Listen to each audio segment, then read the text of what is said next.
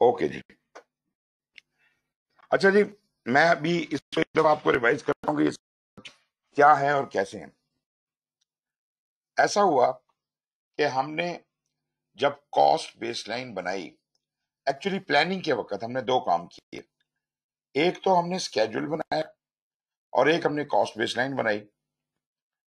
Schedule ने हमें यह बता दिया कि कितना कितना काम कब कब तक होना चाहिए। मतलब हर एक्टिविटी गैन चार्ट में शो हो रही है कि फलानी तारीख से फलानी तारीख तक ये एक्टिविटी होगी, तो मुझे एग्जैक्टली पता है कौन सा काम कब तक हो जाना चाहिए।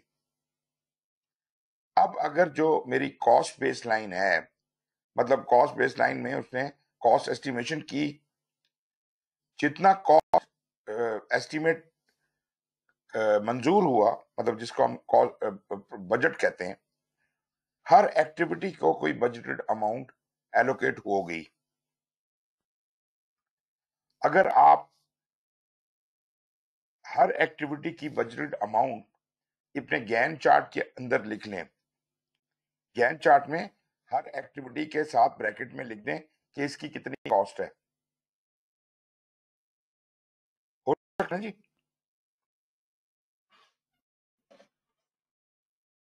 जी जनाब, आवाज नहीं आ रही आप लोगों की? जी जी, हो सकता है। लेट मी, मुझे एक छोटा सा चार्ट बना के आपको शो कराने दें।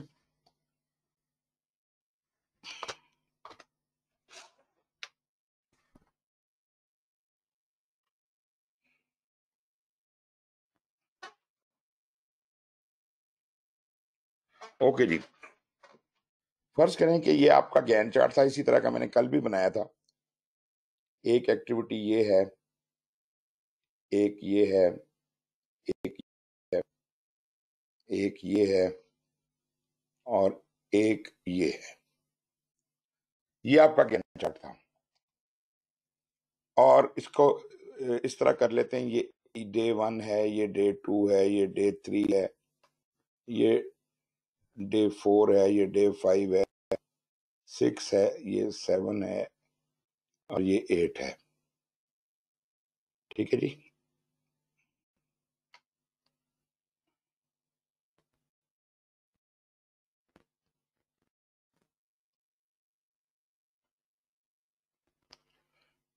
टू 3 5 7 8।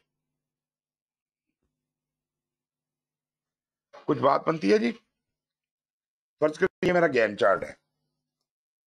ये जो ए एक्टिविटी है इसका है 5,000, अब यहां लिखा ही नहीं जाएगा। ये है जी 5,000 की। ये नीचे वाली एक्टिविटी ये है 10,000 की। ये है 2,000 की। ये है 7,000 की और ये है 12,000 की। ठीक है जी।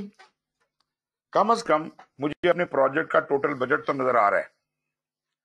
सारी एक्टिविटीज के बजट को के मतलब एलोकेटेड वैल्यू, बजटेड वैल्यूज को अगर जमा कर लिया जाए तो ये मेरा क्या आ जाएगा, टोटल बजट। तो 5 2 7 और 7 14 और 10 24 और 12 36। तो टोटल बजट जो मेरा है वो है जी 36, राइट। और इसका जो डायग्राम बनेगा वो कुछ यूं बनेगा, कॉस्ट बेसलाइन का 1 2 3 4 5 6 7 8, ये इस तरह करके ऐसे जाएगा। और ये जो अमाउंट है ना यहां पर, ये है 36। अब जनाब ये डे 1 पे क्या होगा? डे 1 पे जो मैंने कल आपको बताया था, डे 1 पे कोई काम खत्म हो रहा है? जी जनाब बताइए। मतलब आप ये देखेंगे कि अगर मैं डे 1 की बात कर रहा हूं तो डे जी 1 पे जौन सा काम खत्म हो चुके हैं कोई काम खत्म हुआ है अभी तक? नहीं सर, कोई काम खत्म नहीं हुआ अभी तक। ओके, तो इसका मतलब है ये जीरो ही लगेगा इसका, इस वक्त तक जीरो ही है, जी। ये जीरो ही है। अच्छा, डे 2 पे क्या हुआ? डे 2 पे पहला काम खत्म हो गया।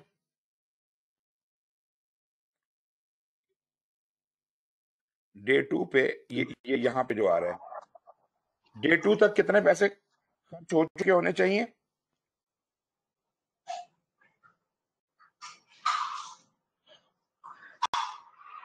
थोड़े से पैसे खर्च हो जाना चाहिए सर। थोड़े से क्या, मुझे एग्जैक्टली बताएं ना।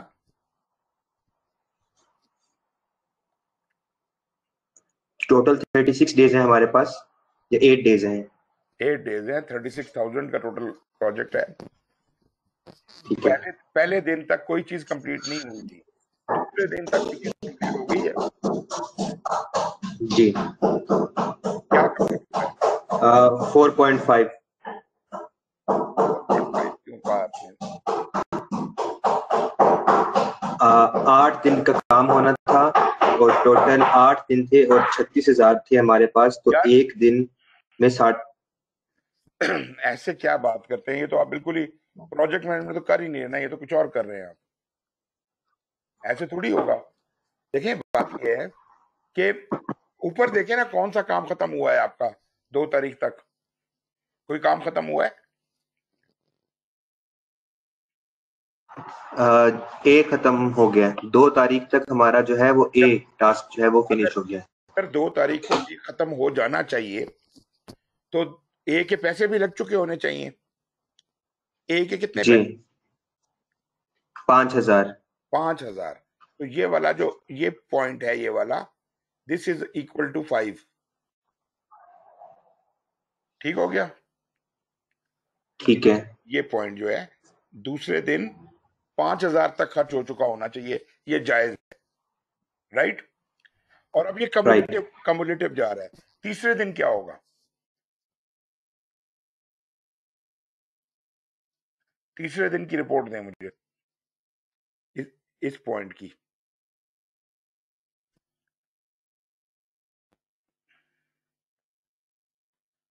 तीसरे दिन तक कितने काम, कौन कौन से काम खत्म हो गए हैं?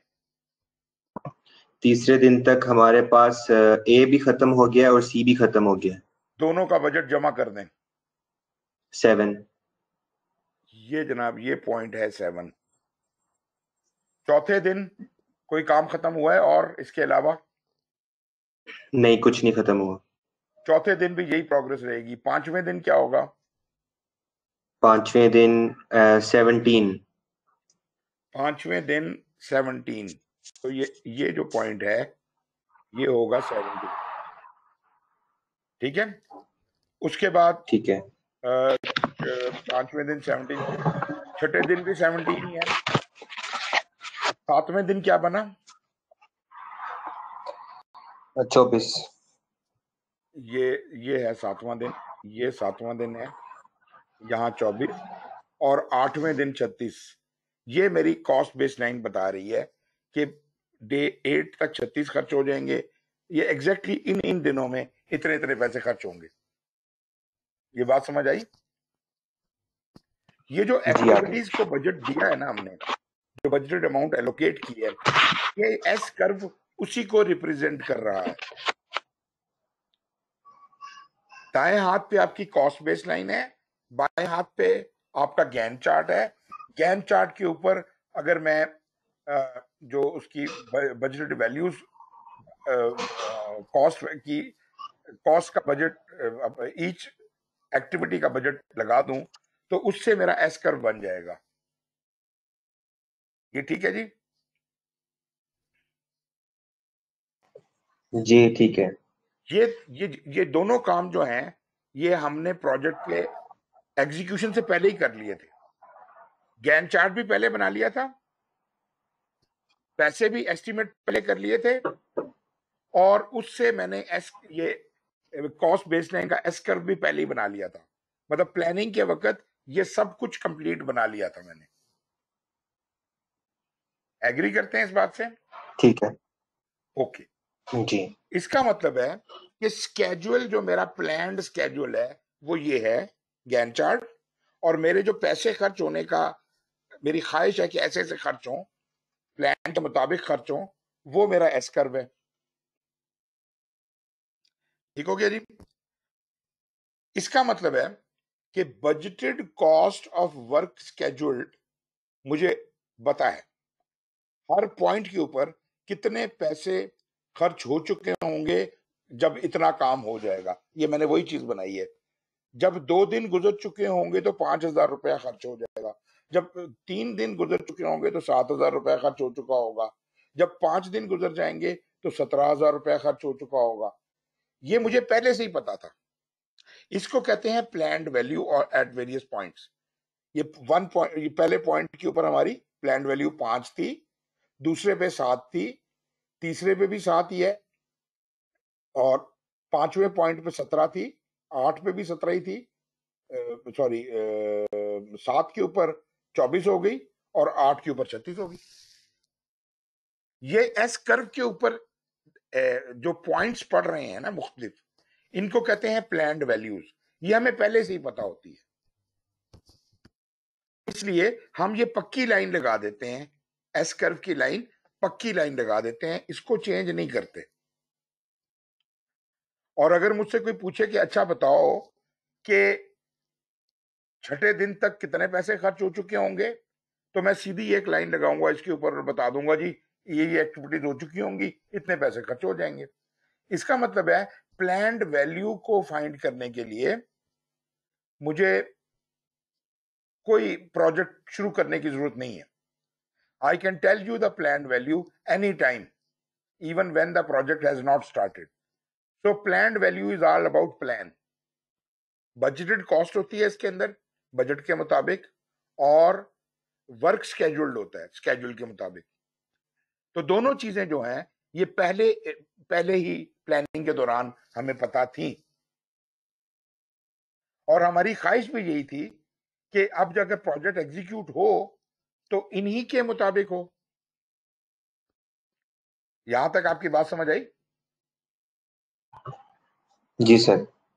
ओके। अब मैं प्रोजेक्ट शुरू करने लगा हूं।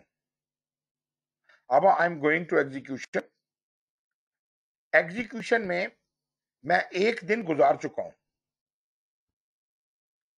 एक दिन गुजार चुका हूं। अब सवाल ये पैदा होता है, चलें 2 दिन गुजार चुका हूं, एक में तो कुछ होना ही नहीं था ना, जीरो प्रोग्रेस आनी थी। 2 दिन मैं गुजार चुका हूं। असूलन 2 दिन में मुझे 5,000 का काम अचीव कर चुके होना चाहिए था। ऐसा ही बात है ना प्लान वैल्यू के हिसाब से। सवाल ये पैदा होता है कि आया कि मैंने कुछ अचीव किया या नहीं किया। फर्ज करने कि ए एक्टिविटी खत्म नहीं हो सकी। एक्चुअल ऑन ग्राउंड सिचुएशन ये है कि ए एक्टिविटी खत्म नहीं हो सकी, 2 दिन गुजर गए, प्रैक्टिकली ए एक्टिविटी खत्म नहीं हुई, तो इसकी क्या प्रोग्रेस जाएगी?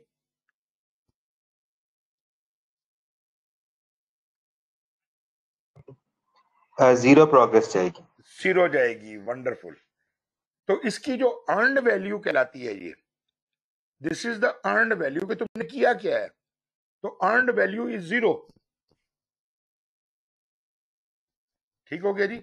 इसका मतलब है कि 2 दिन के एंड के ऊपर I was expecting a progress of 5,000 rupees, मतलब 5,000 रुपीज का काम हो चुका होना चाहिए था, लेकिन दरअसल वो नहीं हुआ। अब 2 सूरतें हो सकती हैं। एक सूरत तो ये हो सकती है कि वो जो 5,000 हो चुका है उसको छोटा कोई पोर्शन लगा दिया जाए, लेकिन मैं उसके अभी फेवर में नहीं हूं। मैं सिर्फ ये कहूंगा कि 0-100 का रूल लगाएं, जो डिफॉल्ट रूल है, तो इस हिसाब से ये 0 ही रहेगा। तो प्रोग्रेस कोई ना हुई। अब आप क्या करते हैं, मैं अगर रंग कोई दूसरा होता तो मैं लगाता कि एक्चुअल प्रोग्रेस क्या हो रही है। ओके।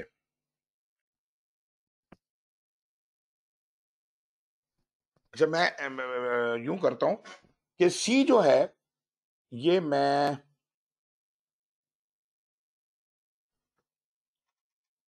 चलें ठीक है। तीसरा दिन जब आया तो ए भी खत्म हो गया और सी भी खत्म हो गया।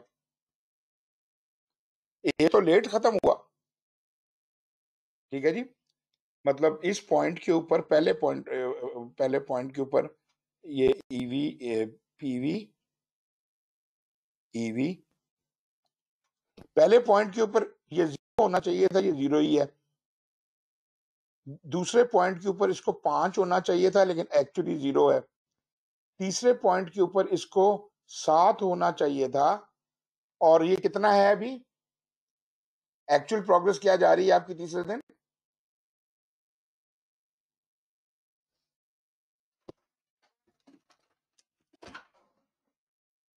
सर जी बोले।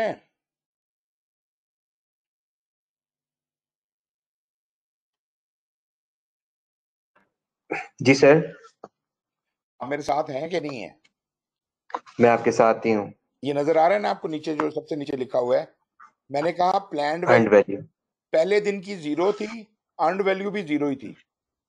प्लान्ड वैल्यू बिल्कुल। दूसरे दिन की 5 थी, लेकिन हमने काम कंप्लीट नहीं कर सके, तो वो 0 ही रही। जी बिल्कुल। तीसरे दिन की प्लान्ड वैल्यू तो हमें पता है ना, 7 थी। जी तो अब आप क्या बताते हैं कि अर्न वैल्यू कितनी होगी इस वक्त? सर, दूसरे दिन की अर्नड वैल्यू आपने 0 लिखी है? जो तो 0 है ना, कोई कंप्लीट नहीं हुआ ना। सर, टास्क ए तो कंप्लीट हो गया ना दूसरे दिन? सर मैंने कहा प्रैक्टिकली कंप्लीट नहीं हुआ, ऑन ग्राउंड 2 दिन गुजर गए, एक टास्क कंप्लीट नहीं हो पाया। ठीक है, ठीक है, ठीक है, बिल्कुल ठीक है। ठीक है, तो अच्छा, उसकी प्रोग्रेस तो और तो ठीक है, तो तीसरे तीसरे दिन जो था, जो हमारी प्रेजेंट वैल्यू थी वो 7 है, ठीक है। हाँ वो 7 है। अब मुझे लेकिन बताएं कि सिचुएशन क्या है, ऑन ग्राउंड क्या हुआ? ए जो सिचुएशन ये होगा कि ए टास्क कंप्लीट हो गया होगा और सी डिले हो गया होगा, तो 5 आ सकती है यहाँ पे। आपको क्यों यकीन है कि सी डिले हो गया होगा? हो सकता है सी भी कंप्लीट हो गया हो। ये तो हमें नहीं पता ना सर अभी। आप प्रैक्टिकल आप लगाए ना, फिजिकली। ए तो लेट था ना, फर्ज करें कि वो तीसरा जी दिन शुरू होते ही ए खत्म हो गया, तो वो तो उसकी तो 5 की प्रोग्रेस आ जाएगी। लेट अस सपोज कि सी भी खत्म हो गया, तो ये ठीक है, तो बन गया ऐसे, 7 आ गया इधर। बिल्कुल। ठीक है, चौथे दिन की प्रोग्रेस भी यही रहेगी, 7 7। पांचवें दिन की प्रोग्रेस जो है, पांचवें दिन क्या क्या सूरत हाल है? पांचवें दिन जनाब, अच्छा मजे की बात एक करते हैं, वो ये करते हैं कि ये जो बी एक्टिविटी है, हम कहते हैं यार भी दूसरा पेन नहीं है, वरना मैं इसको,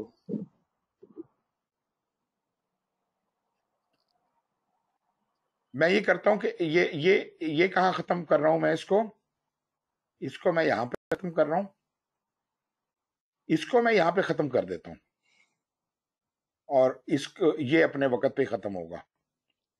अब बताएं तीसरे दिन की क्या प्रोग्रेस है? ए डिले हुआ एक दिन और खत्म हो गया तीसरे दिन।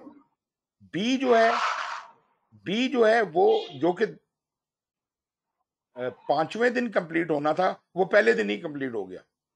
नहीं, पहले दिन नहीं करते, इसको दूसरे दिन कर देते हैं, इधर कर देता हूँ। अच्छा वो चौथे तो दिन फिर तो वही सिनेरियो हो गया ना, फिर तो 7। नहीं, सिनेरियो चेंज कर रहा चौ, हूँ। चौथे दिन करते चले सर। चौथे दिन जब करता हूँ, जी तो होता क्या है कि असल में होना नहीं था चौथे दिन, इसने 5वें दिन होना। ठीक है ना? तो ये क्या हुआ कि ये 10,000 की प्रोग्रेस भी चौथे दिन ही आ गई।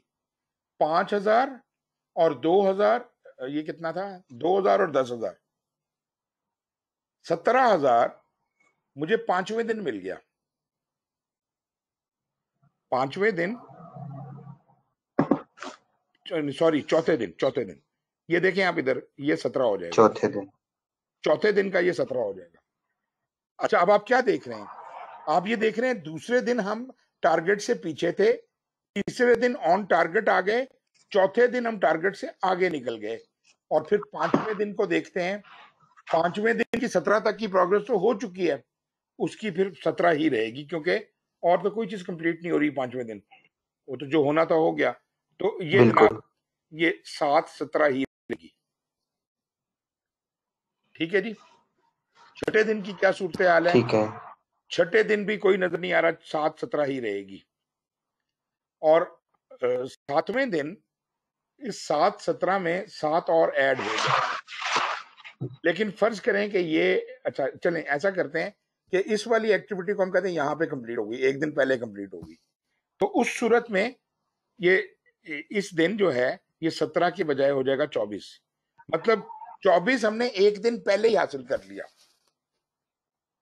24 वाला ठीक है। टारगेट हमने छठे दिन ही हासिल कर लिया, राइट। और फर्ज कर लेते हैं, राइट। अगर फर्ज ही कर रहे हैं तो हम कहेंगे ये वाला टारगेट हमने 7वें दिन हासिल कर लिया, मतलब हमने प्रोजेक्ट को जल्दी कर लिया।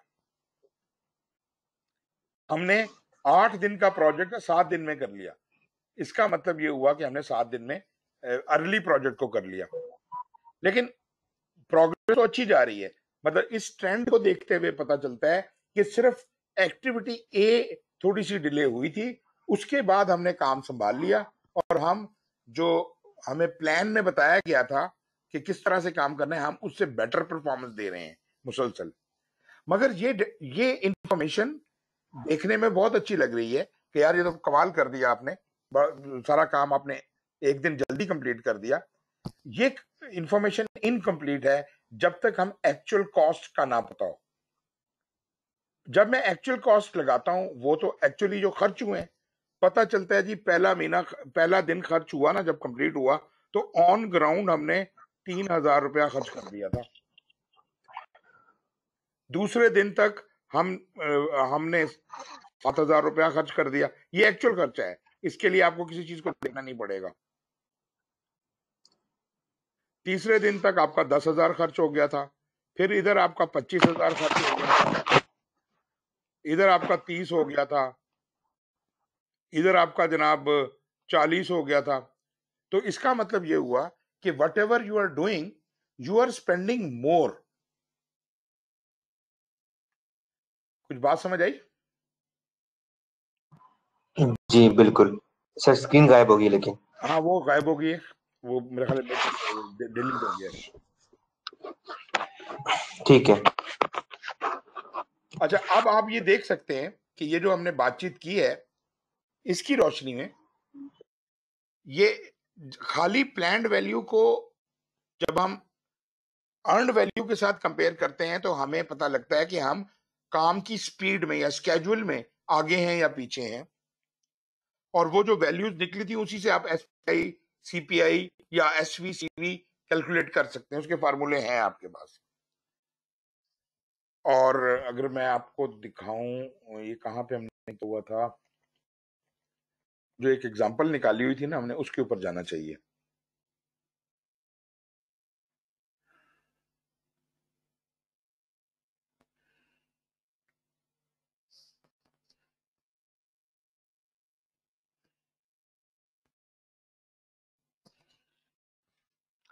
ये स्लाइडें तो है ना आपके पास, के नहीं है?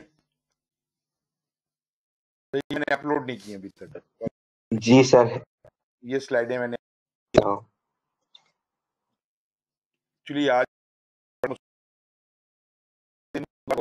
मौका मिला उसको।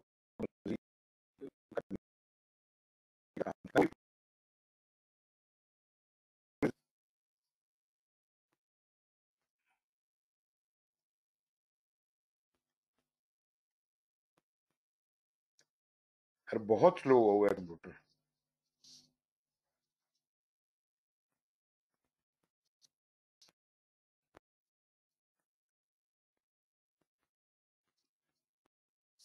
नहीं,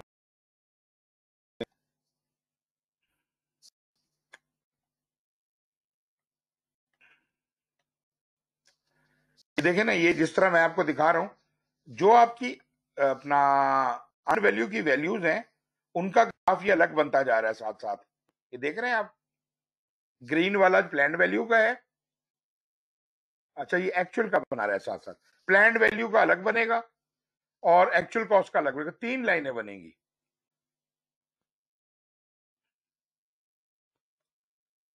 और यार वो एक चीज इसमें है नहीं है जो मैं आपको दिखाना चाह रहा था।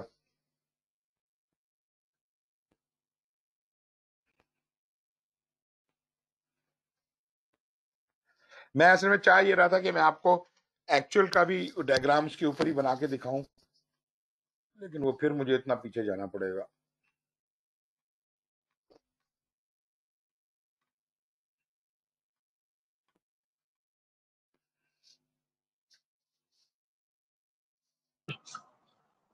सर वो इतना पीछे मत जाएं, वो आपने वीडियो रिकॉर्ड किया है ना, मैं उससे देख लूंगा, इतना मसला नहीं है। बस उसको एक रिफ्रेश करना था। हाँ, वो उस चार्ट पे आना चाह रहा हूँ जिसके ऊपर ये वाला। ओके, यहाँ पे ये देख प्लैंड वैल्यू जो आ रही है, सॉरी यार ये गलत लिखा हुआ है, मैं पहले भी बताया था, ये ईवी है। इसको ये मैं ईवी है। हाँ, ये मैं इधर, ये ईवी है। अच्छा अच्छा, जो अर्न वैल्यू की वैल्यू निकल रही है उसको आप अलग से प्लॉट करेंगे। ये तो पहले से ही प्लॉट है, प्लान वैल्यू तो मुझे आखिर तक पता है ना, क्योंकि ये तो पहले से ही निकाला हुआ है। एक्चुअल कॉस्ट आज की तारीख तक की निकलती आएगी, जैसे जैसे निकलती आएगी हर हफ्ते, तो वो यहाँ पे अभी तक का ये ग्राफ उसका इधर पहुंचा है और अर्न का इधर पहुंचा है। देखने में ये लग रहा है कि अगर प्लान्ड वैल्यू और एक्चुअल कॉस्ट के सॉरी प्लान्ड वैल्यू और अर्न वैल्यू के दरमियान जो फर्क है वो क्या शो कर रहा है, यहाँ पे प्लान्ड वैल्यू और अर्न वैल्यू के दरमियान जो फर्क है वो क्या शो कर रहा है,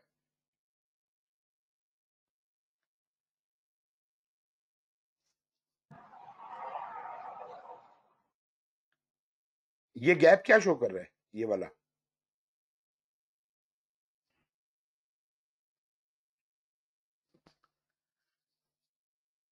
क्या हो गया मेरे भाई, पीवी और ईवी का फर्क क्या बता रहा है आपको। पीवी था कि हमें कहां होना चाहिए, ईवी है कि हम कहां हैं काम के हिसाब से। पीवी और ईवी का फर्क जो है, the difference between PV and EV is schedule variance. ये चीज जो है यहां से लेकर यहां तक का जो फासला है, this is called schedule variance. अच्छा ये बताइए कॉस्ट वेरिएंस कहां से कहां तक होगा।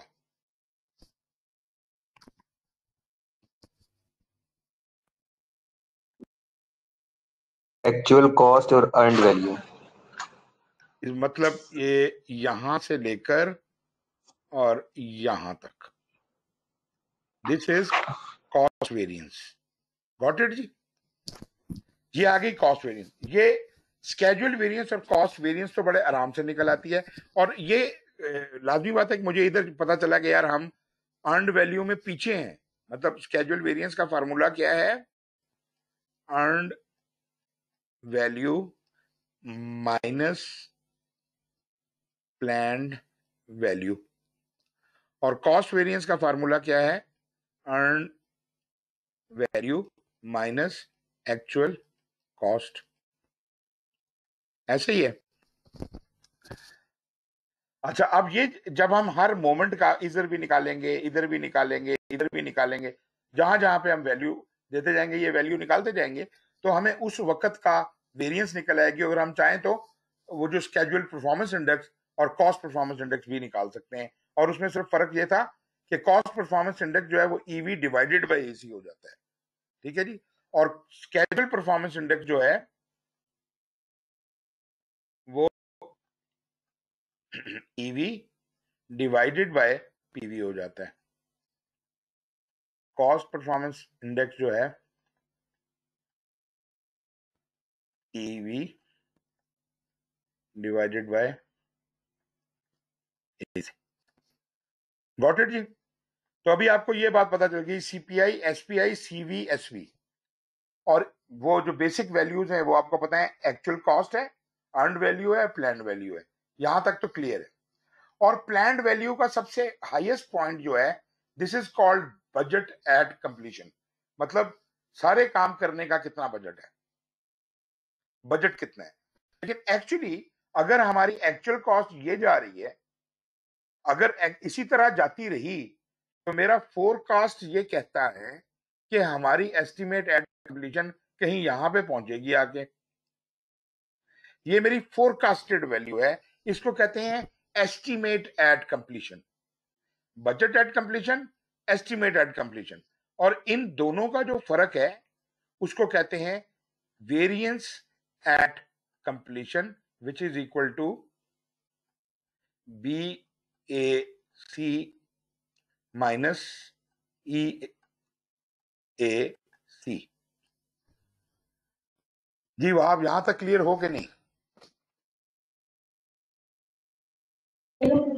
जी सर, क्लियर हो गया। ओके, तो अब आपको पता चल गया EV, PV, AC, SV, CV, SPI, CPI, BAC, EAC, VAC। Got it? Sir ये SPI stands for scheduled project index, नहीं, परफॉर्मेंस इंडेक्स। परफॉर्मेंस इंडेक्स, और वो CPI cost, cost performance index ना। बिल्कुल बिल्कुल। ये ठीक है, budget at completion, estimate at completion और वेरिएंस एट कंप्लीशन। अब यहाँ पे एक चीज ठीक हो रहेगी, गया। वो है एस्टीमेट टू कंप्लीट। मैं इस जगह पे खड़ा हूं ना, फर्ज करें ये मेरी आज की डेट है, मैं कहता हूं कि अब तक जो पैसे खर्च हो चुके हैं वो तो इतने हो चुके हैं, यहां तक हो चुके हैं, तो ये तो हो चुके हैं, तो वापस नहीं आ सकते। अब जो बकाया काम बचा है उसको करने में कितना पैसा लगेगा, उसको कहते हैं ETC। मतलब EAC जो है, total EAC is equal to actual cost plus estimate to complete. ETC होता है एस्टीमेट टू कंप्लीट। EAC क्या है? ये वाली जगह, ये वाली जगह क्या है? अब तक जो खर्चा हो चुका है यहां तक, और यहां से यहां तक जो पहुंचना है, ये यहां से लेके यहां तक जो पहुंचना है, ये है मेरा ETC। ये ETC है। तो अगर ETC और AC, यहां तक AC है, ऊपर ETC है, AC plus ETC is equal to EAC। बात समझ आती है? टोटल EAC है यहां से यहां तक। ठीक है। AC हम खर्च कर चुके हैं, मजीद कुछ पैसे खर्च करने हैं, वो ETC है। तो EAC is equal to AC plus ETC। दुरुस्त है जी? जी बिल्कुल। ओके, अब ETC कैसे निकालना है? आप ये देखें, ये ETC क्या है? वो खर्चा जो बकाया काम पे होगा, remaining work. What is the remaining work? Remaining work find करने के लिए ये बता दें मुझे कि what, how much have been done so far. आज की तारीख तक कितना काम हो गया है? काम तो इतना हुआ है जो अर्न वैल्यू है, असल में जो काम ऑन ग्राउंड है तो इतना हुआ है अर्न वैल्यू। तो ETC जो होता है that is equal to actual, sorry, earn value, sorry, BAC। Total काम BAC है ना हमारा। टोटल काम में से अगर अर्न वैल्यू निकाल दी जाए तो ये मेरा बकाया काम बचता है। इसको बल्कि ETC नहीं कहना चाहिए, इसको कहना चाहिए remaining work. Remaining work is, total work is BAC, initial जो प्लान था उसमें से जो हो गया वो EV है। अगर टोटल वर्क में से मैं EV निकाल दूं तो ये है मेरा रिमेनिंग वर्क। इसका मतलब ये हुआ कि AC plus BAC minus EV will give me the estimate at completion, considering कि जो गलती अब तक हो चुकी है वो तो हो चुकी है। मतलब कितनी गलती हो चुकी है? ये इतनी, कॉस्ट वेरिएंस जितनी गलती हो चुकी है। अभी तक तो जो गलती होनी थी हो गई है, आइंदा काम हम एन स्केड्यूल के मुताबिक करेंगे। अगर हम ऐसा करें तो फिर EAC is equal to AC plus ETC। मतलब BAC माइनस EV हम तब इस्तेमाल करेंगे रिमेनिंग वर्क का जब हम इस बात का वादा करें कि अब गलती कोई नहीं करनी। यहां तक समझ आती है बात? जी सर।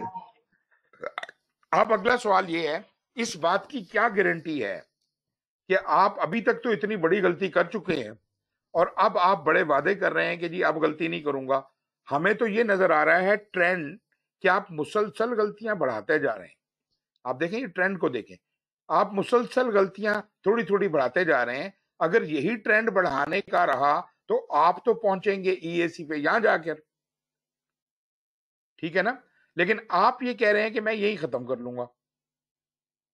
इसका मतलब है कि जिस प्रोपोर्शन से आप गलतियां पहले करते आ रहे हैं, अगर उसी ट्रेंड को एक्सटेंड किया जाए तो आप ज्यादा पैसे खर्च करेंगे। कितने ज्यादा पैसे खर्च करेंगे? अगर मैं कहूं कि आज को ही बेसलाइन बना लिया जाए, आज ही के पॉइंट को, आज का सीपीआई ले लिया जाए, तो आज के सीपीआई के हिसाब से अगर मैं रिमेनिंग वर्क को सीपीआई, आज के सीपीआई से डिवाइड कर दूं, अगर मैं रिमेनिंग वर्क को आज के सीपीआई से डिवाइड कर दूं, तो ये आ जाएगा मेरा ईटीसी। तो मैंने आपको एक फार्मूला बताया कि, एक मिनट, ये ब्लिंक करना शुरू हो गया यार, एक मिनट जरा। एक तो मैंने आपको जनरल फार्मूला बताया कि एसी प्लस ईटीसी होता है, वो आपका ईएसी बन जाता है। फिर मैंने कहा ईटीसी रिमेनिंग वर्क के ऊपर कितना खर्च लगेगा। अगर तो आप कहेंगे उतना ही खर्च जितना प्लान में लिखा था वही खर्च करेंगे हम और कोई नहीं करेंगे, तो फिर तो सीधा सीधा रिमेनिंग वर्क ईटीसी बन जाएगा।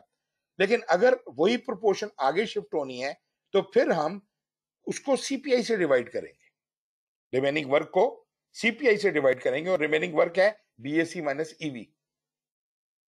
तो BSc minus EV divided bye CPI, इससे ये निकल आया ईटीसी, और ईटीसी को एसी में जमा करके मैं ईएसी निकाल लूंगा।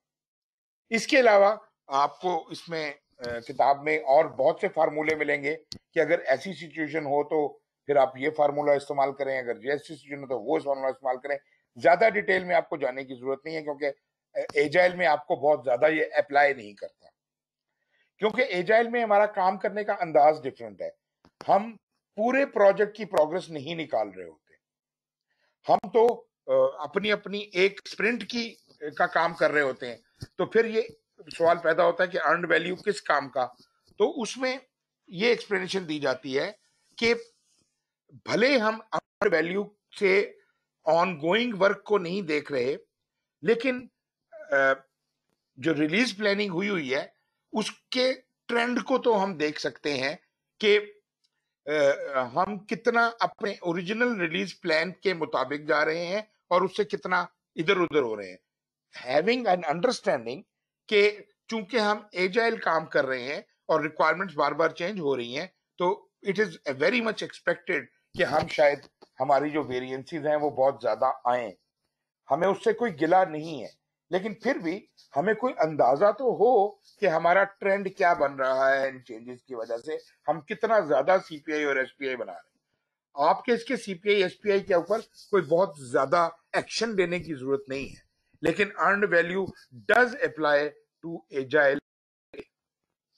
लेकिन जिस तरह ये अर्नड वैल्यू एक ट्रेडिशनल प्रोजेक्ट मैनेजमेंट में इस्तेमाल होता है, वाटरफॉल में होता है, उतनी सख्ती के साथ हम इसे एजाइल पे अप्लाई नहीं कर सकते।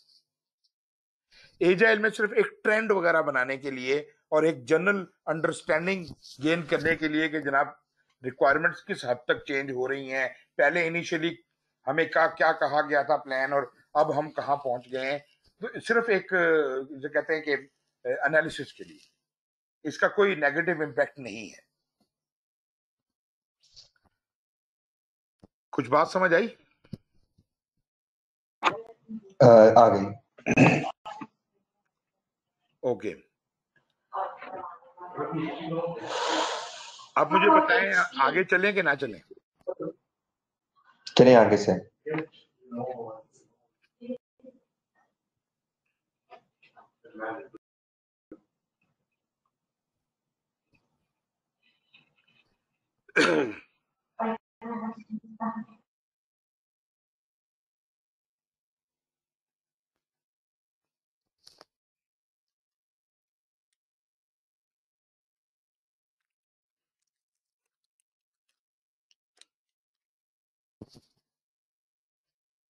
क्या आप देख रहे हैं वही वाले फार्मूले उसने डिफरेंट बताए हैं।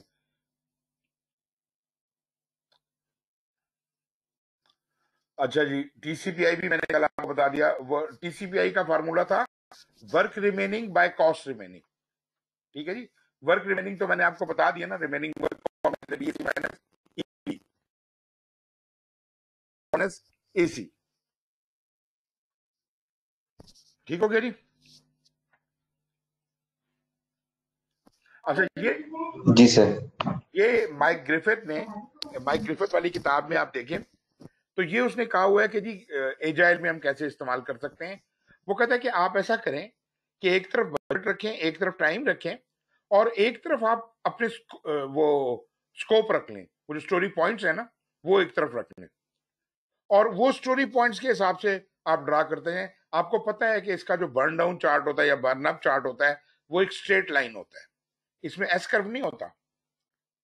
इसमें एस कर्व नहीं होता, आपके जो स्प्रिंट के अंदर काम होता है उसमें तो एस कर्व नहीं होता ना, उसमें स्ट्रेट लाइन होती है। भाई बर्न डाउन होगा तो ऐसे होगी, नीचे की तरफ डायगोनल लाइन होगी, और अगर बर्न अप है तो ऐसे होगी। अब आप देखते हैं कि ये तो लाइन तो ये है, ये बर्न अप टाइप का चार्ट बन गया ना, और ये ग्रीन जो है ये दिखा रहा है कि आपका स्कोप जो है वो क्या है। एक्चुअल स्पेंडिंग आपकी ये होनी थी, हो ऐसे ऐसे रही है, किसकी, इसके हिसाब से, स्कोप के हिसाब से देखें, स्टोरी पॉइंट्स के हिसाब से। तो ये जनाब आपकी परफॉर्मेंस नीचे जा रही है, और आपकी कम से कम इस लाइन के ऊपर आनी चाहिए, और अगर इस लाइन से ऊपर जाएंगे तो अच्छी बात होगी। बिल्कुल वही बात है, हम स्टोरी पॉइंट्स के ऊपर भी उसी तरह से इसको अप्लाई कर रहे हैं। सो दिस इज, उसने एक डबल एस कर्व बना दिया। फिर उसने जनाब उसके ऊपर मजीद लिख दिए कि जी उस बजट जो लगे हुए हमारे, उन बजट्स की रिलीज प्लानिंग के हिसाब किताब लिख दिया सारा इस तरफ, और ये आपके स्टोरी पॉइंट चल रहे हैं। ये पूरे प्रोजेक्ट के स्टोरी पॉइंट है, ये एक आइट्रेशन के नहीं है। पूरा प्रोजेक्ट जो है एबीसी प्रोजेक्ट, उसके 3000 स्टोरी पॉइंट है जो रिलीज प्लानिंग पे आपने कहा था कि जी इस रिलीज के ऊपर ये कुछ होना चाहिए। तो ये आपकी फंडिंग है सारी। तो आप, although this chart is not very useful, but it does give you a picture कि हम over the sprints, over many increments, how well are we performing, और हम अपने स्केड्यूल या उसके मुताबिक किस हद तक जा रहे हैं। ये जनाब इसके अंदर उसने क्या किया है कि प्रोजेक्टेड प्रोग्रेस दिखा रहा है, ये जो ग्रे लाइन है, और ये वही ग्रीन लाइन आपकी वो थी, और ये जो बारीक लाइन है ये प्रोजेक्टेड स्पेंडिंग है। मतलब ये एक्चुअल कॉस्ट है, एक तरह से कह लीजिए, ये आपकी प्लान्ड वैल्यू है। प्लान्ड वैल्यू का एस कर्व है पूरे प्रोजेक्ट का। ये जो है आपके एक्चुअल जो खर्चे हो रहे हैं ये इधर जा रहे हैं, ये ग्रीन वाले स्टोरी पॉइंट्स हैं, और ब्लैक वाली जो है ये एक्चुअल स्पेंडिंग है आपकी स्टोरी पॉइंट्स के पॉइंट ऑफ व्यू से। होना कैसे चाहिए था। और यहां पे देखिए ये बता रहा है आपको कि कॉस्ट वेरिएंस जो है एक्चुअल स्पेंडिंग और क्या कहते हैं, ये था एक्चुअल कॉस्ट, एक्चुअल स्पेंडिंग और एक्चुअल कॉस्ट, और अर्नड वैल्यू वो कह रहा है ये है, प्लान्ड वैल्यू ये है, और एक्चुअल कॉस्ट की ये लाइन है, काली लाइन, डार्क काली लाइन एक्चुअल कॉस्ट की है, ग्रीन लाइन जो है ये अर्नड वैल्यू की है, और ये जो है प्लान्ड वैल्यू आपके ये वाली है लाइट ग्रे कलर में। और इस हिसाब से उसने कहा कि आप अगर एजाइल के हिसाब से देखते हैं तो जितने फीचर्स आपने कंप्लीट कर लिए हैं डिवाइडेड बाय प्लान्ड फीचर्स, कितने फीचर्स प्लान किए गए थे, कितने फीचर्स कंप्लीट कर लिए हैं, अगर ये डिवाइड करेंगे तो आपका एसपीआई निकल आएगा कि how well are you perform. इसी तरह earned value divided by actual cost करेंगे तो वो सीपीआई निकल आएगा। तो थोड़ा सा फार्मूला उसने चेंज किया है एसपीआई का from the point of view of the story points, because जहां पे हमारे वो तो है कोई नहीं है, टाइम वाली सिस्टम तो है कोई नहीं है, तो यहाँ पे उसने स्टोरी के हिसाब से उसको स्कोप को किया। तो स्कोप की प्रोग्रेस आपकी यहाँ पे आ रही है। तो आप ये देख सकते हैं यहाँ ये सारी इस तरीके के साथ। ये जनाब अर्नड वैल्यू की कहानी खत्म हो गई। वैसे आप चाहें तो migrate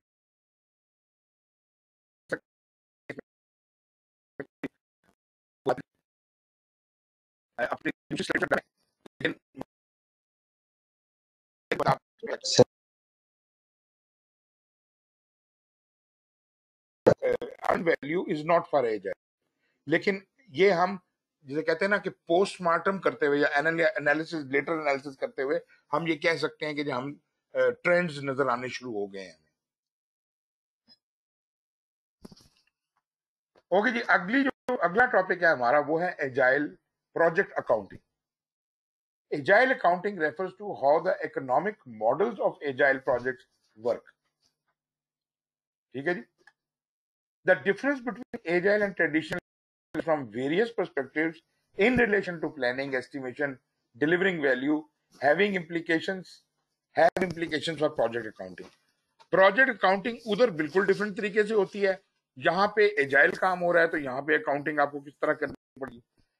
prioritising work by business value, हम बिजनेस वैल्यू के हिसाब से प्रायोरिटाइज कर रहे हैं ना, and delivering the highest value components first can radically change the payback period and return on investment for a project.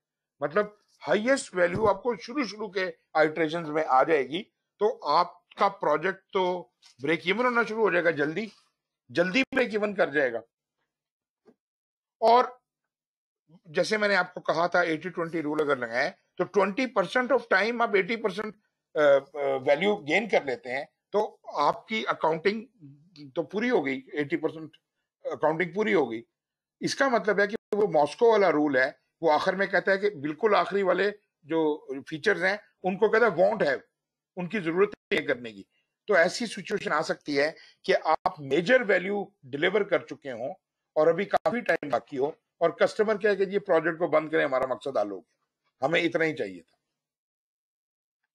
क्योंकि कस्टमर भी तो अपनी रिक्वायरमेंट चेंज करता जा रहा है ना वक्त के साथ साथ। अच्छा खैर, इसको एजाइल प्रोजेक्ट अकाउंटिंग कैसे नजर आती है? प्रोजेक्ट जो एजाइल टीम्स हैं वो aim to deliver a minimal viable product as quickly as possible. मतलब हम उनको कुछ करके दिखाना चाहते हैं, कुछ चलती हुई चीज दिखाना चाहते हैं। तो एंड प्रोडक्ट जो ट्रेडिशनल प्रोजेक्ट में आती है वो तो आखिर में जाके डिलीवर होती है जब प्रोजेक्ट एंड हो जाता है। हम क्या करना चाह रहे हैं कि पहले ही एक दो आइटरेशंस के अंदर हम उनको चलती हुई हालत में चीज दिखाना चाह रहे हैं। इसको कहते हैं मिनिमल वायबल प्रोडक्ट।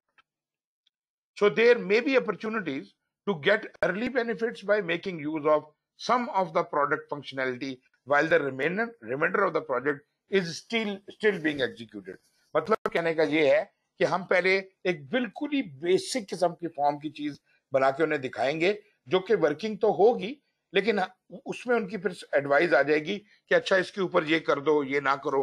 तो मतलब उनकी कस्टमर की ख्वाहिशात भी हम एंटरटेन करते रहेंगे और उनके हिसाब से उसको बिल्ड भी करते चले जाएंगे। अच्छा, अब उसने जो बेसिक फीचर लिखाए हुए हैं वो तो लिखाए हुए हैं कोई 50, लेकिन जब हम उनको 30-40 फीचर तक लेके जाते हैं तो वो फिर वोंट हैव की कैटेगरी शुरू हो जाती है। तो कस्टमर खुद कहता है कि नहीं यार इनकी जरूरत नहीं है, हमारी चीज तो बन गई, हमारा तो काम चल जाएगा इससे, this is what we required. बाकी तो ऐसी वो क्या कहते हैं ऊपर थोड़ा डेकोरेशंस थी, तो वो डेकोरेशन नहीं भी होती है तो हमारा प्रोजेक्ट ठीक हो जाएगा। तो इस तरह से हम ना सिर्फ उसको जल्दी डिलीवर कर पाएंगे बल्कि हम उसको हाईएस्ट वैल्यू दे पा रहे हैं। और दूसरी बात ये कि कस्टमर को जब मैंने पहली दफा एमवीपी दिखाई, मिसाल के तौर पर मैंने गाड़ी देनी थी, मैंने उसको 4 पहिए फिट करके एक चस्सीज दिखा दी कि दिस इज योर गाड़ी के, ये देखें जी ऐसे घूमेगी, ऐसे होगी, मतलब मिनिमम फंक्शनलिटी, सीटें भी नहीं लगी हुई, स्टीयरिंग व्हील लगा हुआ है, आप उसको चला के देख सकते हैं, दैट काइंड ऑफ थिंग। और उधर उसने कोई करेक्शन बतानी है तो बता दे, फिर हम बाकी चीजें फिट करते जाएंगे फिर उसको और उस अच्छी हालत में।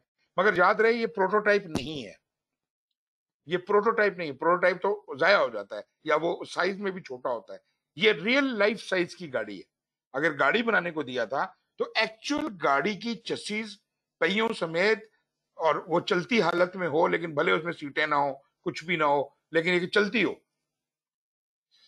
ये मेरी पहली एमवीपी होगी, फिर उससे मजीद बड़ा ऊपर का लेवल बिल्ड करेंगे, ऊपर का लेवल बिल्ड करेंगे, अल्टीमेटली पूरे वो डेकोरम के साथ पूरी गाड़ी डिलीवर होगी। So agile teams aim to deliver a minimal viable product as quickly as possible. So there may be opportunities to get early benefits by making use of some of the product functionality while the remainder of the project is still being executed. Another change associated with breaking down the work into a minimum viable set of features is a greater opportunity for incremental funding.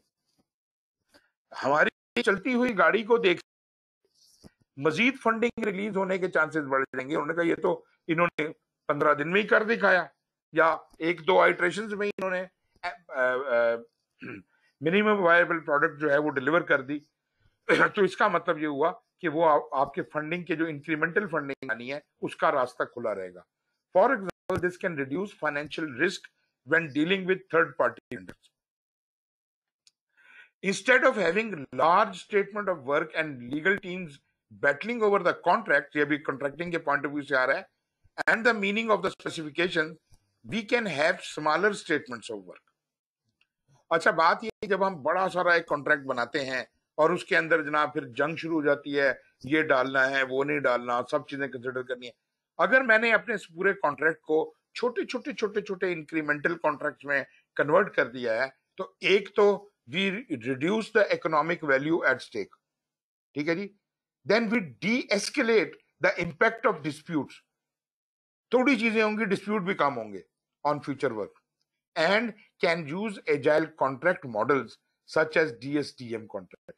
यहाँ पे हमें special contract model चाहिए। यहाँ पे आप वो नहीं कर सकते कि जनाब आप उसे कहें कि फर्म फिक्स प्राइस पे दो, बस इतने पैसे डिसाइड हो गए और अब बस तुमने ये देना है। क्योंकि जब आप ये कहते हैं ना कि स्कोप फिक्स हो गया और अब तुम इतने ही पैसों में डिलीवर करो, तो मसला आता है कि फिर आप चेंज नहीं कर सकते स्कोप को। वो एजाइल को सूट नहीं करता। एजाइल को ये सूट करता है कि आप उसे कहें कि अच्छा तुम बताओ पर स्क्वायर फुट घर बनाने के कितने पैसे लोगे, बाकी मेरी मर्जी, मैं जो मर्जी बनवाऊं। मैं शायद घर का साइज बड़ा कर दूं, छोटा कर दूं, वो मेरी मर्जी, मगर मैं बताता जाऊंगा, तुम बनाते जाना। तो भाई मुझे तो ये सूट करता है, आप जितने स्क्वायर फुट बनवाएंगे मुझे पैसे देते जाए, मैं बनाता जाऊंगा। तो ये आप ये समझें कि एजाइल के अंदर ये फ्लेक्सिबिलिटी मौजूद है। इसमें फिक्स प्राइस नहीं, इसमें प्राइस अकॉर्डिंग टू वर्क होती है। देयरफॉर छोटे कॉन्ट्रैक्ट्स में काम किया जा सकता है, which speaks to products being fit for business purpose as opposed to meeting every requirement of a detailed specification. वही एमबीपी वाली बात कि काम करने के काबिल चीज होनी चाहिए। लंबी चौड़ी स्पेसिफिकेशन सारी पूरी होना जरूरी नहीं है। वो जो हमने मिनिमम वायबल प्रोडक्ट के हवाले से भी बात की, तो हमें पूरी रिक्वायरमेंट सारी पूरी करने की या पूरी स्पेसिफिकेशन पूरी करने की जरूरत नहीं है। हमें मिनिमम वायबल प्रोडक्ट देनी है, और अगर वो उससे अगले का काम बनता है तो कोई मसला नहीं। अब ये जो फोन रिलीज होते हैं सैमसंग का, एप्पल का, आपको क्या पता कि डिजाइन में और क्या क्या फीचर थे इनिशियली जो प्लान थे और आखिर में डाले नहीं जाते। वो कहते हैं जी जल्दी डिलीवरी करनी है तो आप बस कर उसको छोड़ दो। वो जो इनिशियल स्पेसिफिकेशंस होती हैं उनमें से बहुत सी चीजें ना वोंट हैव में चली जाती हैं, और अल्टीमेटली आपको जो वर्केबल फोन मिल जाता है, फिर वो अगले वर्जन में शायद उन चीजों को कंसिडर करते होंगे या नहीं करते होंगे, क्योंकि कंपटीशन बहुत सख्त है ना। यहां तक बात समझ आई जी?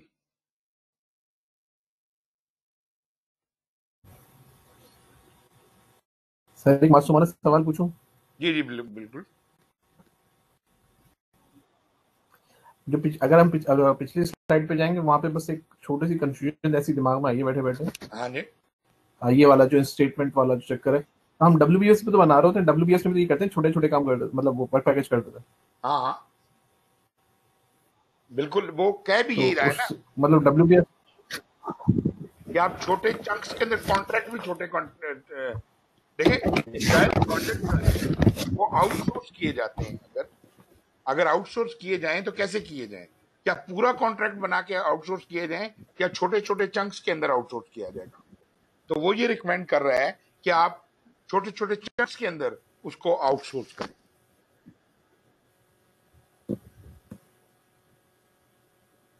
ठीक है जी,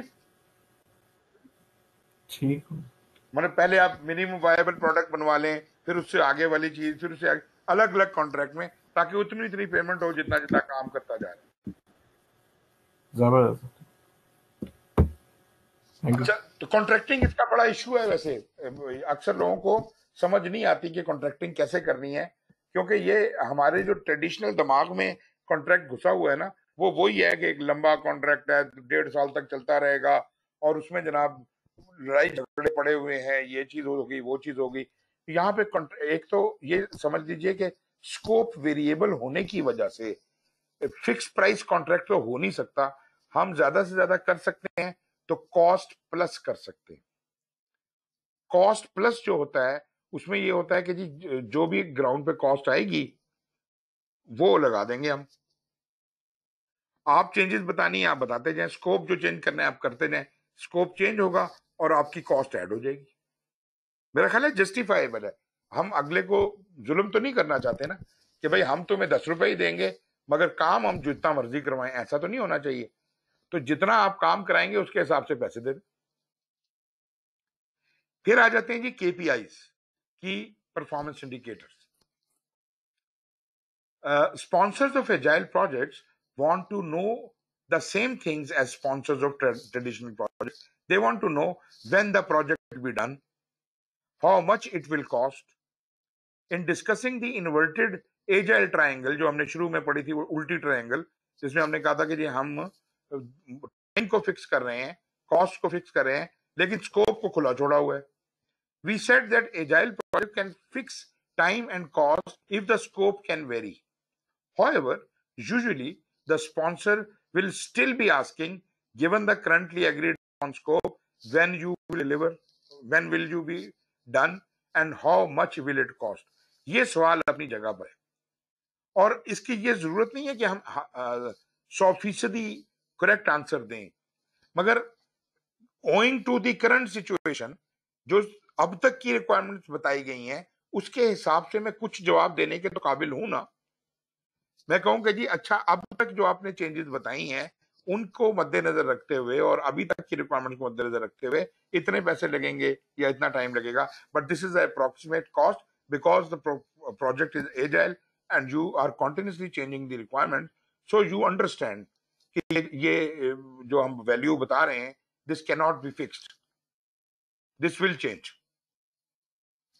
आई hope you understand my point. अब जनाब एजाइल प्रोजेक्ट को किन की परफॉर्मेंस इंडिकेटर्स के तहत नापा जा सकता है? वो कहता है जी इसमें हम 4 चीजें लेते हैं। रेट ऑफ प्रोग्रेस, आप जो चीज बना रहे हैं, जो कर रहे हैं, जो डिलीवरी कर रहे हैं, आपकी प्रोग्रेस क्या है, मतलब increment by increment what progress are you showing, कितना कितना काम, कितने कितने स्टोरी पॉइंट्स आप भुगता रहे हैं पर उसके अंदर और उनमें क्या इंप्रूवमेंट है, दैट विल शो कि आप कितना अच्छा काम कर रहे हैं। दूसरी चीज रिमेनिंग वर्क कितना रह गया, जिसे बर्न डाउन चार्ट कहते हैं, रिमेनिंग वर्क कितना रह गया। अगर मैं हर इंक्रीमेंट के बाद ये चेक करूं आपका रिमेनिंग वर्क कितना रह गया तो उधर उस ग्राफ से ही पता चल जाता है कि आप कितना काम कर पाएंगे, क्योंकि टाइम तो फिक्स है ना, टाइम तो है 2 हफ्ते या 4 हफ्ते हैं, तो इस 4 हफ्ते के एंड तक आप कितना काम कर पाएंगे वो हमें ट्रेंड से नजर आ जाता है। तो मतलब आपने भले 10 स्टोरीज कमिट की हुई हो, हमें पता होता है कि ये 10 नहीं कंप्लीट कर सकेगा, 9 कंप्लीट कर पाएगा, पहले ही पता होता है, या आखिर में जाके नहीं पता चलता।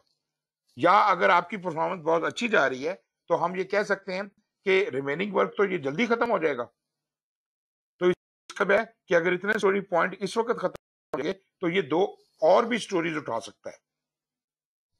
तो ये बड़ा मजेदार काम है कि अभी प्रिंट चल रहा होता है और उसके दौरान ही हमें अंदाजा होता जाता है बर्न डाउन चार्ट को देख के कि ये काम जितना इसने कमिट किया है ये कर लेगा या नहीं कर लेगा, और अगर ज्यादा कर सकता है तो कितना कर सकता है, और अगर कम करेगा तो कितने काम कम करेगा। फिर है लाइकली कंप्लीशन डेट, मतलब ये तो खैर हमें पता ही है कि कितने मतलब है तो टाइम तो फिक्स है, लेकिन इस काम को कंप्लीट होने में या जितनी दी गई ये कब तक कंप्लीट हो जाएंगी, अर्लियर देन 2 वीक्स हो जाएंगी या लेटर देन 2 वीक्स होंगी। लाइकली कॉस्ट रिमेनिंग, आपके पैसे कितने बाकी बचे हैं, ठीक है जी, वो जो है वो आपके स्टोरी पॉइंट्स के हिसाब से कैलकुलेट किए जा सकते हैं और आपका बजट वगैरह जो है। रेट ऑफ प्रोग्रेस की बात पहले करते हैं। How many features are user stories are getting completed, ये कुछ कहना चाह रहे हैं? जी सर एक क्वेश्चन था छोटा सा, एजाइल में पैसे बचते हैं क्या? बचत तो हम कर सकते हैं ना, एजाइल पे पैसे बच, आप अगर चीज को अकलमंदी के साथ करेंगे और वेस्टेज नहीं करेंगे, यही तो हम कह रहे हैं कि हम लोग इफेक्टिव और एफिशिएंट काम कर रहे हैं। तो एक तरह से देखा जाए तो हम पैसे बचा ही रहे हैं ना। अगर हम एफिशिएंटली काम कर रहे हैं तो हम पैसे इकोनॉमाइज ही कर रहे हैं, कम कम पैसों में ज्यादा काम करके दे रहे हैं, तो पैसे तो बच रहे हैं एक तरह से। सर लेकिन एक और क्वेश्चन पूछूं, मतलब एक मिनट में ये बात कंप्लीट कर लूं।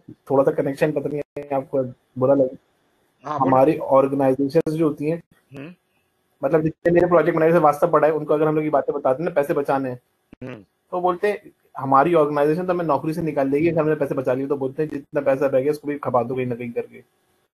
हाँ वो तो होता है, मैं समझता हूँ, खासतौर पे जो डोनर एजेंसीज वाले प्रोजेक्ट होते हैं उसमें तो पैसा वापस होने ही नहीं देते। ये जो कॉन्ट्रैक्टर जो होते हैं ना, ईपीसी कॉन्ट्रैक्टर, सब कॉन्ट्रैक्टर, इनको बड़ा मसला होता है, ये खर्च कर दो बचे नहीं कुछ। हाँ बिल्कुल बिल्कुल।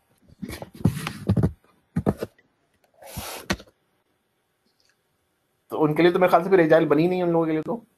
नहीं नहीं, क्यों नहीं बनी है? तो बात ये कि वो जो एजाइल कॉन्ट्रैक्टिंग में बड़ा कुछ लिखा हुआ है, बड़ी बड़ी किताबें लिखी हुई, कैसे उसको काबू किया जाता है। मतलब ये थोड़ी है कि उनके ऊपर छोड़ दिया जाएगा। कॉन्ट्रैक्ट में लिखा होगा कि इतनी ऐसे करके स्टोरी पॉइंट्स को चेक किया जाएगा और ये हिसाब होगा, चेंजेस ऐसी आएंगी और आपने जो बचत करनी है वो भी उसके अंदर से पता चल जाएगी। आप you have to write, special thank you sir.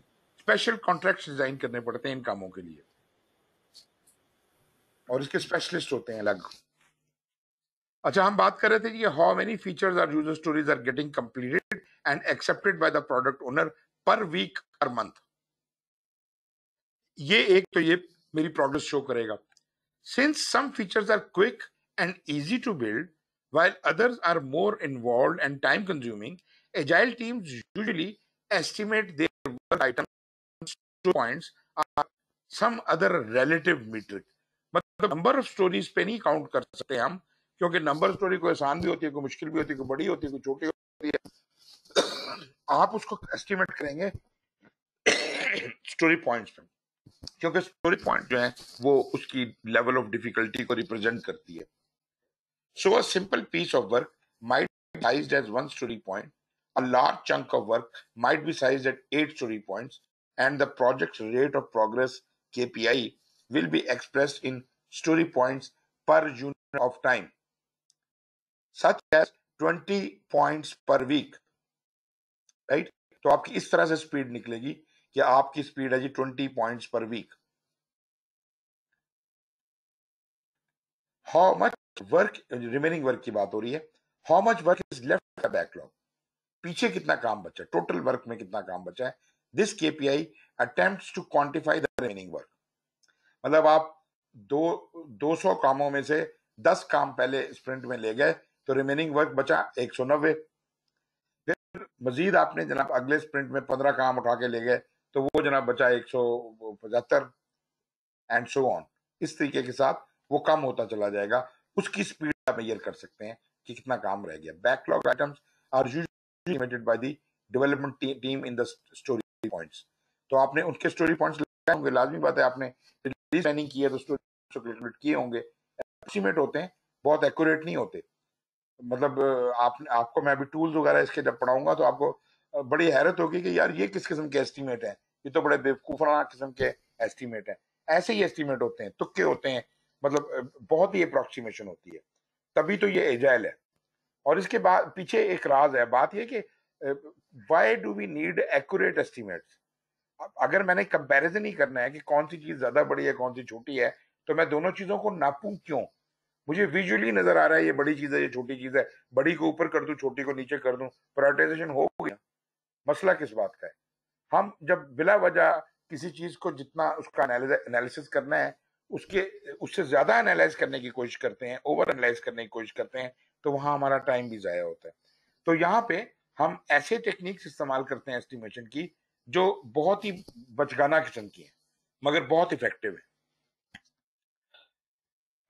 Okay, some additional effort will be required for unanticipated work, fixes, and ongoing evolution of the product. अगर एक मिसाल ली, let us say that first half of our project was estimated as 400 points. But once developed, it actually turns out to be 500 points. अच्छा, एक चीज और भी ध्यान में रखें, वो जो आप बचत की बात कर रहे थे, वो जो क्या कहते हैं वोंट हैव वाले फीचर्स हैं, वो बचत नहीं है। जो एमवीपी हमने बना लिया और बनाते बनाते पता चले कि जो आखिरी 100 स्टोरी पॉइंट्स करने ही नहीं है, ये पता चले आखिर में जाके, तो उसके पैसे नहीं बच जाएंगे कंपनी को। तो बचत तो होती है एजाइल में भी। अच्छा खैर, तो फर्ज करें कहते हैं 400 स्टोरी पॉइंट से आप चले थे, मगर वो 500 स्टोरी पॉइंट्स तक जा पहुंचे। If are remaining work is also estimated at 400 points, then this too will likely end up being 500 points by the time we have teased out all the true requirements. मोटे जो जरूरी requirements हैं, जब हम करेंगे तो वो भी उसके हिसाब से कन्वर्ट हो जाएगा। Likely completion date, we look at how much work there is left to do, वही अपना बर्न डाउन चार्ट के ऊपर, and divided by our current rate of progress. जो भी आपका करंट रेट ऑफ प्रोग्रेस है उससे रिमेनिंग वर्क को डिवाइड करेंगे तो आपको डेट आ जाएगी। This only requires some simple mathematics. If we seem to be getting 20 points of work done per week and there are 400 points remaining that may well expand to 500 points by the time we fully understand the work, then our likely completion is 500 divided by 20, which is 25 weeks. तो बड़ा अच्छा estimate निकल आया। और ये approximate है, आपकी velocity बढ़ जाएगी और बाकी चीजें हो जाएंगी, वो अलग हो सकता है वो 25 से 20 वीक पे आप आ जाए।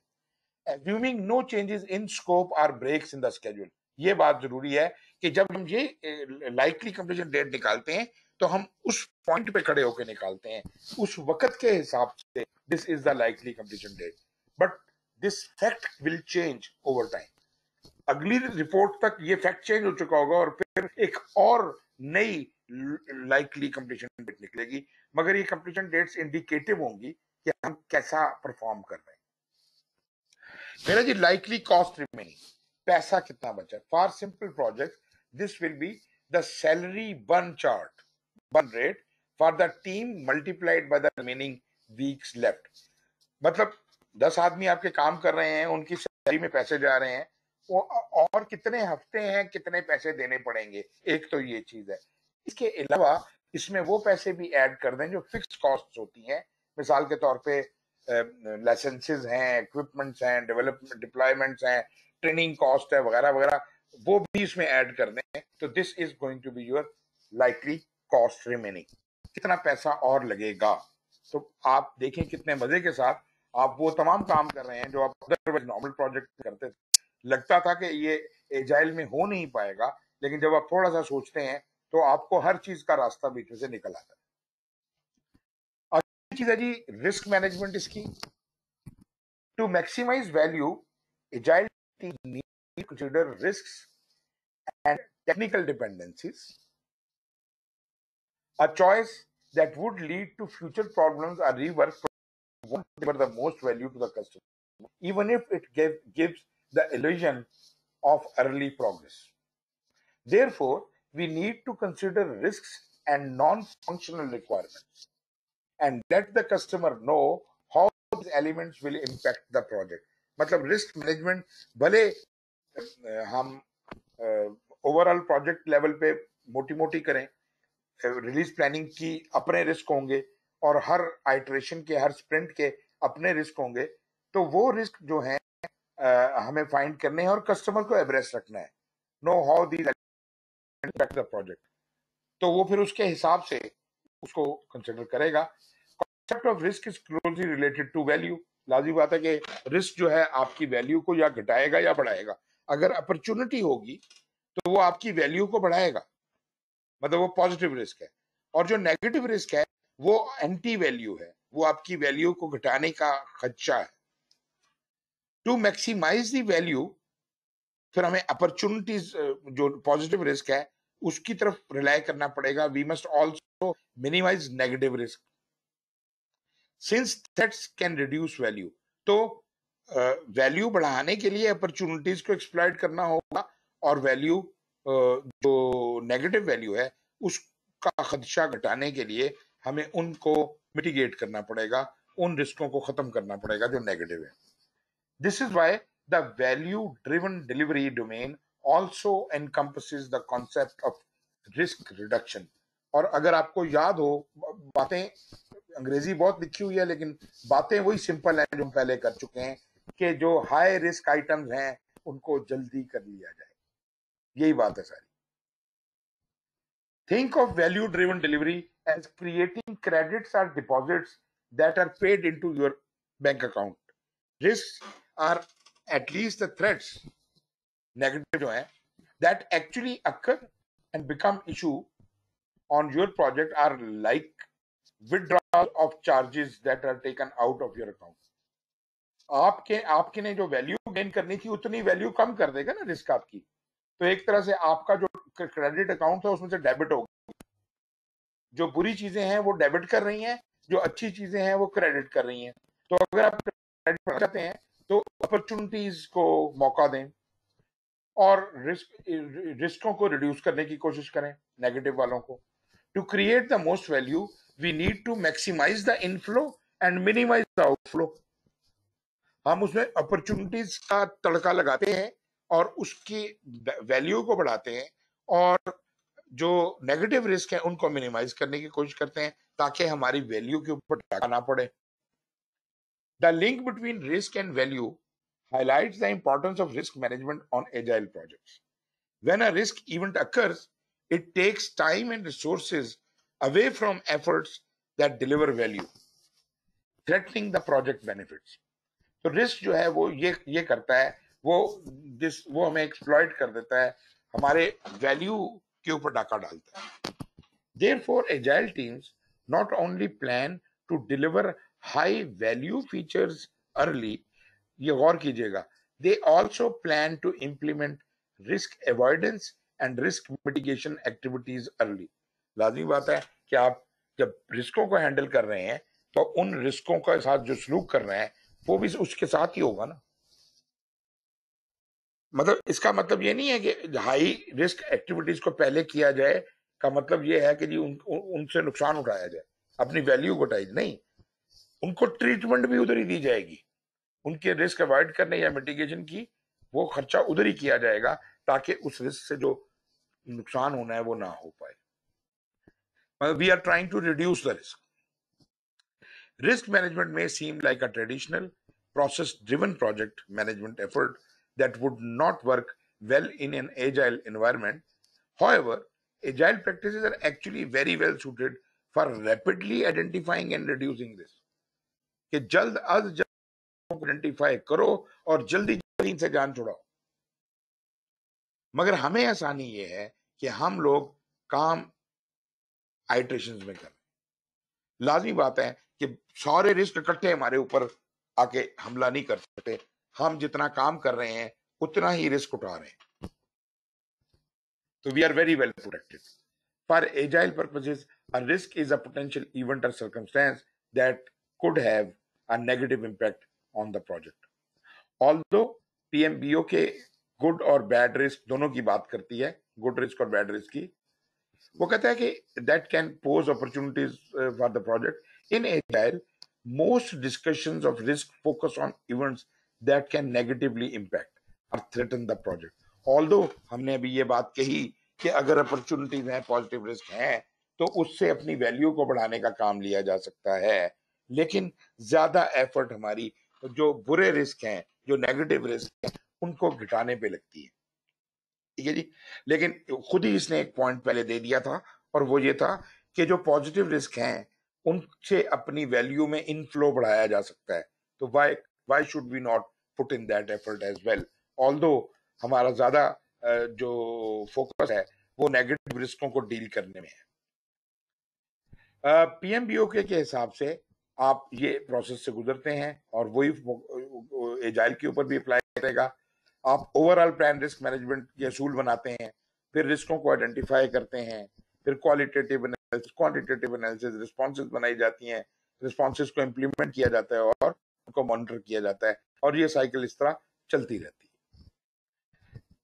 With an agile approach there are many opportunities to actively attack the risks on a project before they can become tomorrow's problems.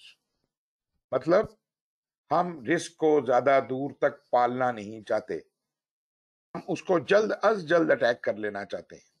Iterative development allows high risk work to be tackled early in the life cycle. ये बात है जिसके लिए हमने ये सारी बातचीत की है। ये जितनी भी डिस्कशन हमारी मैनेज रिस्क पे हुई है उसका क्रक्स ये है कि हाई रिस्क वर्क जो है, high risk work to be tackled early in the life cycle, जल्दी शुरू में इससे जान छुड़ा लें। मगर इसमें ये नहीं है कि रिस्क रिडक्शन नहीं करनी, अपने जो इकदाम करने हैं वो करें, लेकिन शुरू में कर लें। Features or stories that carry high level of risk can be tackled in early iterations to prove the technological approach and remove doubts. Iterative nature of agile projects make sure we are driving the action needed to prevent risk. तो हम ये साबित कर रहे हैं साथ साथ कि हमने देखें रिस्क था, हमने इसको डील किया और हमने इसे जान छुड़ा ली। In planning each work cycle, we aim to tackle high risk areas of the project sooner rather than later. ये वही बात कि जो हाई रिस्क आइटम्स हैं उनको हम जल्द अज जल्द उनसे डील करके जान छुड़ाते हैं। This approach gets problems out in the open, जो मसाइल हैं वो सामने आ जाते हैं, while there is still room in the schedule and budget to work on them. It also reduces the amount of effort invested in work that may end up being scrapped. The primary tools that agile teams use to manage risk are the risk adjusted backlog. ये जनाब आपको पता ही है कि risk adjusted backlog क्या है, कि जब हम बैकलॉग को पहली दफा बनाते हैं, रिफाइन करते हैं और उसके बाद प्रायोरिटाइज करते हैं, प्रायोरिटाइज करने के बाद हम रिस्क का भी फैक्टर करते हैं, तो it is called risk adjusted backlog. और इसी तरह जब हम प्रोग्रेस ले रहे होते हैं, तो जिस तरह हम अपने एजाइल प्रोजेक्ट की बर्न डाउन चार्ट बनाते हैं, हम रिस्कों का भी बर्न डाउन चार्ट बनाते हैं। कौन कौन से रिस्क गुजर गए हैं, कितने रिस्क रह गए हैं। जिस तरह हम अपने स्टोरीज का बर्न डाउन बनाते हैं, इस तरह हम रिस्कों का भी बर्न डाउन बनाते हैं। These tools allow us to seamlessly integrate and prioritize our risk response actions in our backlog of development work. फिर जब रेगुलेटरी कंप्लायंसेस आ जाती हैं, many agile projects operate in a highly regulated environment. Government हो सकती है, आपके organisation के कवानीन हो सकते हैं, and have to deal with regulatory compliance issues. Regulations are typically designed to ensure safety.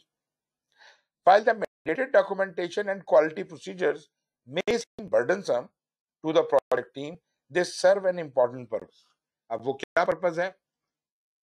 Many projects do have some regulatory compliance requirements. Usually these requirements are non-negotiable. ऊपर से हुक्म है जी, आप उसको negotiate नहीं कर सकते. Choosing to ignore, skip or skim compliance isn't an option. You can't do it. It would simply prevent the organization from being paid and the product being accepted and used. मतलब वो आपकी product accept ही नहीं करेंगे। तो बराए मेहरबानी आप अपनी जो रेगुलेटरी कंप्लायंसेस हैं वो तो पूरी करनी पड़ेगी। Typically, projects that are subject to regulatory compliance require special documentation to prove that the required practices were followed. ये होगा आपका एक्सेप्टेंस क्राइटेरिया, जो ये साबित करता है कि जो कुछ होना चाहिए था, जो शराइत पूरी होनी चाहिए थी इस स्टोरी के या इस टास्क के अप्रूवल के लिए, वो हो गई हैं। तो ये रेगुलेटरी कंप्लायंस वाली चीजें उसमें आ जाएंगी। और आपको मैंने एक बात बताई, डेफिनेशन ऑफ डन और एक्सेप्टेंस क्राइटेरिया। ये डेफिनेशन ऑफ डन में आएगी ये रेगुलेटरी कंप्लायंस, के काम जो मर्जी हो रहा है, प्रोडक्ट जो मर्जी बन रहा है, लेकिन रेगुलेटरी शराइत ये पूरी करनी है आपने। और जब तक वो रेगुलेटरी शराइत पूरी नहीं होती तो डेफिनेशन ऑफ डन पूरी नहीं होती। भले एक्सेप्टेंस क्राइटेरिया ठीक हो जाए, लेकिन वो चीज पास नहीं हो सकती। जैसे हमने कहा नॉन नेगोशिएबल है। There are two simple approaches for incorporating regulatory compliance work into agile projects. पहला तो ये to weave it into a regular development work as the team progresses. ठीक है जी। तो आप उसको एक स्टोरी की सूरत में उस काम डेवलपमेंट वर्क की सूरत में लें और टीम जैसे जैसे काम करें। Second is to allow time after regulatory work. जो रेगुलेटरी वर्क है, कोई कागजात पूरे करने, वो आप अब ये डेफिनेशन ऑफ डन में आते हैं। तो डेफिनेशन ऑफ डन जो है वो हम आखिर के स्प्रिंट में बैठ के सारे कागजात पूरे कर लेते हैं and produce the required evidence and documentation. तो या तो साथ साथ बनाते रहें, और या फिर उस सारे काम को अगर अलग किया जा सकता है और आखिर तक इंतजार किया जा सकता है, तो हम प्रोजेक्ट की फाइनल अप्रूवल उसके बगैर नहीं लेंगे।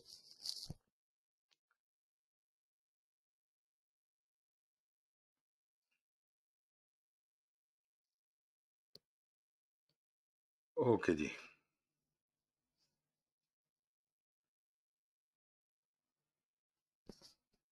चलें जी, मेरा ख्याल है तो 10 एक मिनट ब्रेक करें, फिर उसके बाद मैं कंटिन्यू करता हूँ। ठीक है sir. Okay sir, thank you. Welcome ji.